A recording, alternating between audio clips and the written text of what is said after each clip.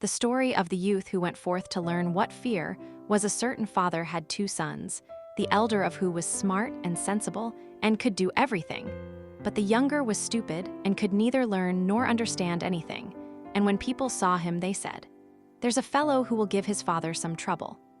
When anything had to be done, it was always the elder who was forced to do it. But if his father bade him fetch anything when it was late, or in the night time, and the way led through the churchyard or any other dismal place, he answered, "Oh, no, father, I'll not go there, it makes me shudder." For he was afraid. Or when stories were told by the fire at night which made the flesh creep, the listeners sometimes said, "Oh, it makes us shudder." The younger sat in a corner and listened with the rest of them and could not imagine what they could mean. They are always saying, "It makes me shudder, it makes me shudder." It does not make me shudder, thought he. That, too, must be an art of which I understand nothing. Now it came to pass that his father said to him one day, "Hearken to me, you fellow in the corner there, you are growing tall and strong, and you too must learn something by which you can earn your bread. Look how your brother works, but you do not even earn your salt." "Well, father," he replied, "I am quite willing to learn something indeed, if it could but be managed. I should like to learn how to shudder. I don't understand that at all yet." The elder brother smiled when he heard that and thought to himself, "Goodness, what a blockhead that brother of mine is. He will never be good for anything as long as he lives. He who wants to be a sickle must bend himself betimes." The father sighed and answered him, "You shall soon learn what it is to shudder, but you will not earn your bread by that." Soon after this, the sexton came to the house on a visit, and the father bewailed his trouble and told him how his younger son was so backward in every respect that he knew nothing and learnt nothing. "Just think," said he, "when I asked him how he was going to earn his bread, he actually wanted to learn to shudder." "If that be all," replied the sexton, "he can learn that with me. Send him to me, and I will soon polish him." The father was glad to do it, for he thought, "It will train the boy a little." The sexton therefore took him into his house, and he had to ring the church bell. After a day or two, the sexton awoke him at midnight and bade him arise and go up into the church tower and ring the bell. "Ll, you shall soon learn what shuddering is," thought he, and secretly went there before him. And when the boy was at the top of the tower and turned round and was just going to take hold of the bell rope, he saw a white figure standing on the stairs opposite the sounding hole. "Who is there?" cried he, but the figure made no reply and did not move or stir. "Give an answer," cried the boy, "or take yourself off. You have no business here at night." The sexton, however, remained standing motionless that the boy might think he was a ghost. The boy cried a second time, "What do you want here? Speak if you are an honest fellow, or I will throw you down the steps." The sexton thought, "He can't mean to be as bad as his words," uttered no sound and stood as if he were made of stone. Then the boy called to him for the third time, and as that was also to no purpose, he ran against him and pushed the ghost down the stairs, so that it fell down the 10 steps and remained lying there in a corner. Thereupon he rang the bell, went home, and without saying a word went to bed and fell asleep. The sexton's wife waited a long time for her husband, but he did not come back. At length she became uneasy and wakened the boy and asked, "Do you know where my husband is?"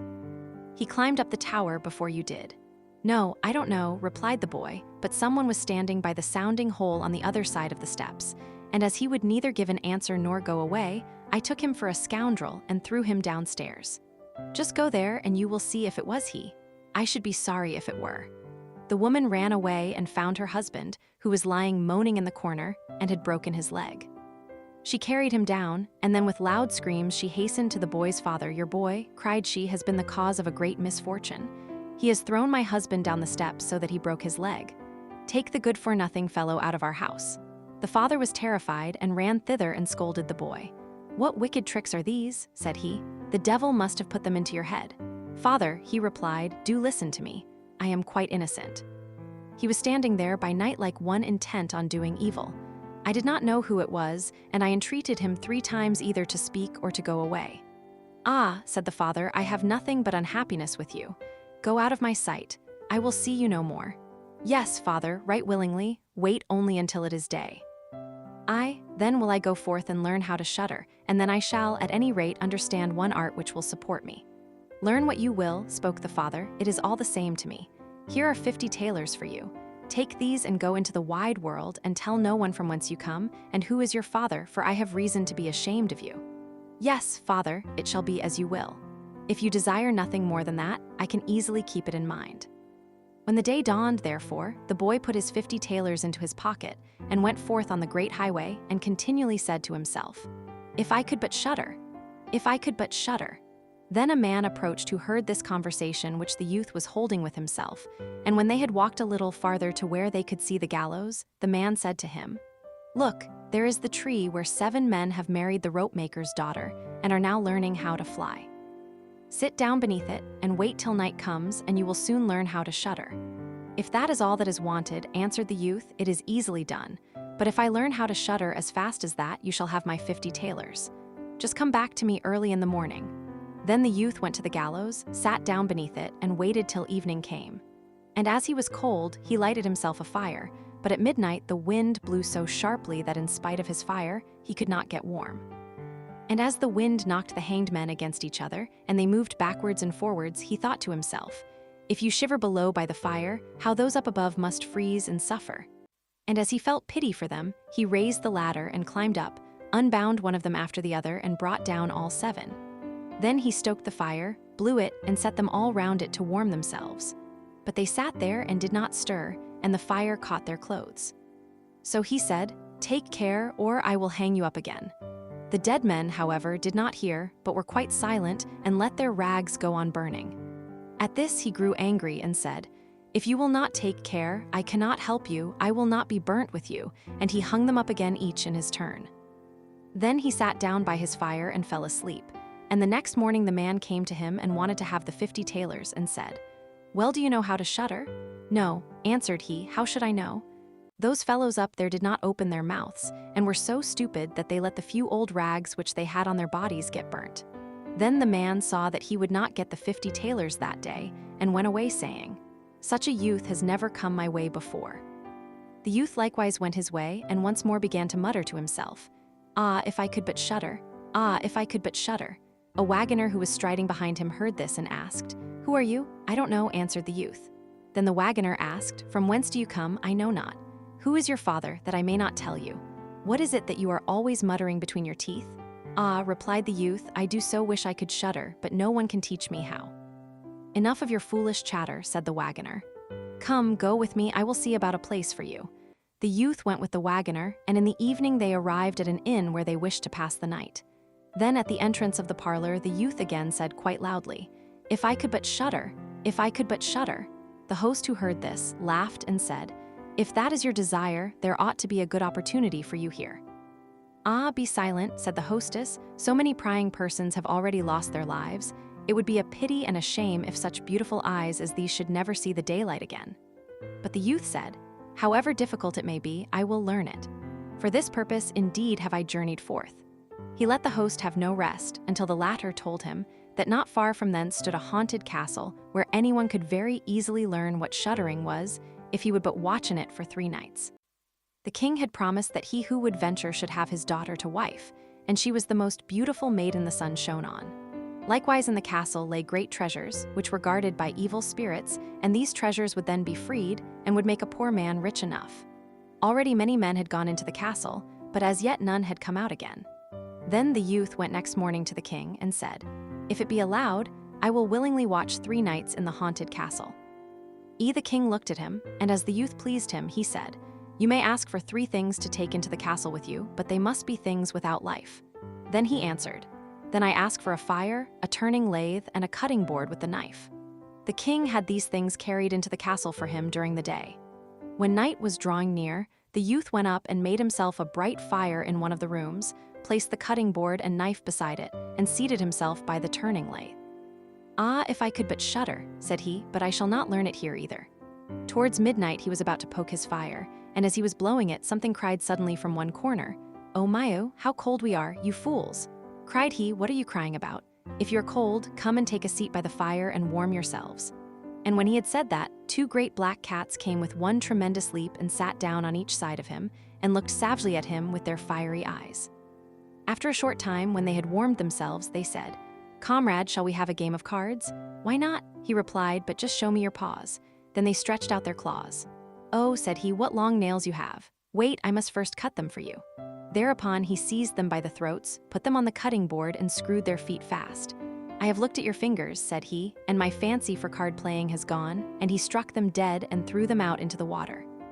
But when he had made away with these two, and was about to sit down again by his fire, out from every hole and corner came black cats and black dogs with red-hot chains, and more of them came until he could no longer move, and they yelled horribly, and got on his fire, pulled it to pieces, and tried to put it out.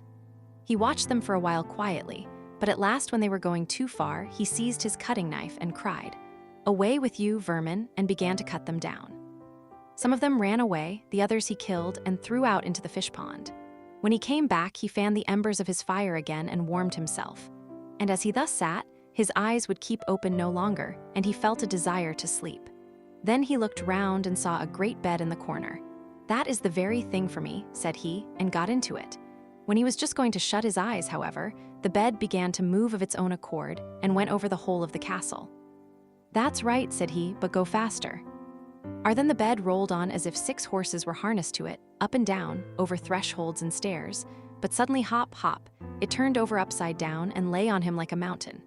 But he threw quilts and pillows up in the air, got out and said, "Now anyone who likes may drive," and lay down by his fire and slept till it was day. In the morning the king came, and when he saw him lying there on the ground, he thought the evil spirits had killed him and he was dead. Then said he, "After all, it is a pity for so handsome a man." The youth heard it, got up and said, "It has not come to that yet." Then the king was astonished but very glad and asked how he had fared. "Very well indeed," answered he. "One night is past, the 2 others will pass likewise." Then he went to the innkeeper, who opened his eyes very wide and said, "I never expected to see you alive again. Have you learnt how to shudder yet?" "No," said he, "it is all in vain. If someone would but tell me." The second night he again went up into the old castle, sat down by the fire, and once more began his old song, "If I could but shudder." When midnight came, an uproar and noise of tumbling about was heard. At first it was low, but it grew louder and louder. Then it was quiet for a while, and at length with a loud scream, half a man came down the chimney and fell before him. "Hullo," cried he, "another half belongs to this. This is not enough." Then the uproar began again, there was a roaring and howling, and the other half fell down likewise. "Wait," said he, "I will just stoke up the fire a little for you." When he had done that and looked round again, the 2 pieces were joined together, and a hideous man was sitting in his place. "That is no part of our bargain," said the youth, "the bench is mine." The man wanted to push him away. The youth, however, would not allow that, but thrust him off with all his strength, and seated himself again in his own place. Then still more men fell down, one after the other. They brought 9 dead men's legs and 2 skulls, and set them up and played at 9 pins with them. The youth also wanted to play and said, "Listen you, can I join you?" "Yes, if you have any money." "Money enough," replied he, "but your balls are not quite round." Then he took the skulls and put them in the lathe and turned them till they were round. "There, now they will roll better," said he. "Hurrah, now we'll have fun." He played with them and lost some of his money, but when it struck 12, everything vanished from his sight. He lay down and quietly fell asleep. Next morning the king came to inquire after him. "How has it fared with you this time?" asked he. "I have been playing at 9 pins," he answered, "and have lost a couple of farthings." "Have you not shuddered then?" "What?" said he, "I have had a wonderful time, if I did but know what it was to shudder." The third night he sat down again on his bench and said quite sadly, "If I could but shudder." When it grew late, 6 tall men came in and brought a coffin. Then he said, "Ha, ha, that is certainly my little cousin, who died only a few days ago," and he beckoned with his finger and cried, "Come, little cousin, come." They placed the coffin on the ground, but he went to it and took the lid off, and a dead man lay therein. He felt his face, but it was cold as ice. "Wait," said he, "I will warm you a little," and went to the fire and warmed his hand and laid it on the dead man's face, but he remained cold. Then he took him out and sat down by the fire and laid him on his breast and rubbed his arms that the blood might circulate again. As this also did no good, he thought to himself, "When 2 people lie in bed together, they warm each other," and carried him to the bed, covered him over and lay down by him. After a short time, the dead man became warm too and began to move. Then said the youth, "See, little cousin, have I not warmed you?" The dead man, however, got up and cried, "Now will I strangle you." "What," said he, "is that the way you thank me? You shall at once go into your coffin again," and he took him up, threw him into it, and shut the lid. Then came the 6 men and carried him away again. "I cannot manage to shudder," said he. "I shall never learn it here as long as I live." Then a man entered who was taller than all others and looked terrible. He was old, however, and had a long white beard. "You wretch," cried he, "you shall soon learn what it is to shudder, for you shall die." "Not so fast," replied the youth. If I am to die, I shall have to have a say in it. I will soon seize you, said the fiend. Softly, softly, do not talk so big. I am as strong as you are, and perhaps even stronger. We shall see, said the old man. If you are stronger, I will let you gawk 'em. We will try. Then he led him by dark passages to a smith's forge, took an axe, and with one blow struck an anvil into the ground. I can do better than that, said the youth, and went to the other anvil. The old man placed himself near and wanted to look on, and his white beard hung down. Then the youth seized the axe, split the anvil with one blow, and in it caught the old man's beard. Now I have you, said the youth. Now it is your turn to die. Then he seized an iron bar and beat the old man till he moaned and entreated him to stop, when he would give him great riches. The youth drew out the axe and let him go. The old man led him back into the castle, and in a cellar showed him 3 chests full of gold.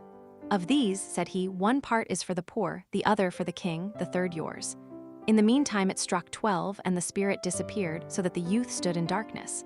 I shall still be able to find my way out, said he, and felt about, found the way into the room, and slept there by his fire. Next morning the king came and said, Now you must have learnt what shuddering is. No, he answered, What can it be? My dead cousin was here, and a bearded man came and showed me a great deal of money down below, but no one told me what it was to shudder. Then, said the king, you have saved the castle, and shall marry my daughter. That is all very well, said he, but still I do not know what it is to shudder. Then the gold was brought up and the wedding celebrated, but howsoever much the young king loved his wife, and however happy he was, he still said always, If I could but shudder, if I could but shudder. And this at last angered her. Her waiting maid said, I will find a cure for him. He shall soon learn what it is to shudder. She went out to the stream which flowed through the garden and had a whole bucketful of gudgeons brought to her. At night when the young king was sleeping, his wife was to draw the clothes off him and empty the bucket full of cold water with the gudgeons in it over him, so that the little fishes would sprawl about him. Then he woke up and cried, Oh, what makes me shudder so? What makes me shudder so, dear wife? Ah, now I know what it is to shudder.